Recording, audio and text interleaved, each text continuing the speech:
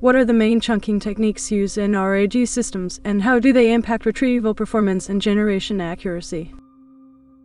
Answer. In retrieval augmented generation RAG systems, chunking refers to the process of breaking down large documents or data sources into smaller, manageable pieces. There are three primary chunking techniques used in RAG systems: sentence level, paragraph level, and fixed length chunking.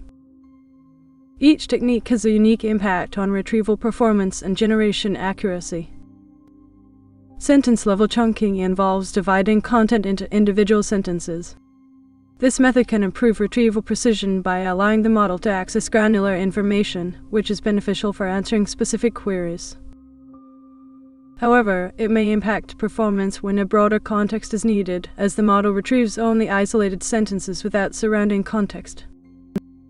Paragraph-level chunking splits content into paragraphs, providing a balance between detail and context. This approach is generally effective for complex queries that require nuanced information, as it includes more context than sentence-level chunking. Retrieval performance remains high with paragraph-level chunks, and generation accuracy improves because the model can better infer relationships between ideas within a paragraph. Fixed-length chunking breaks content into uniform chunks of a specified length, often measured by token count.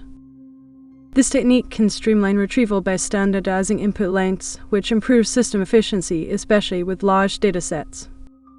However, it risks cutting off relevant context if the fixed length isn't optimal for the content, potentially impacting generation accuracy for complex queries.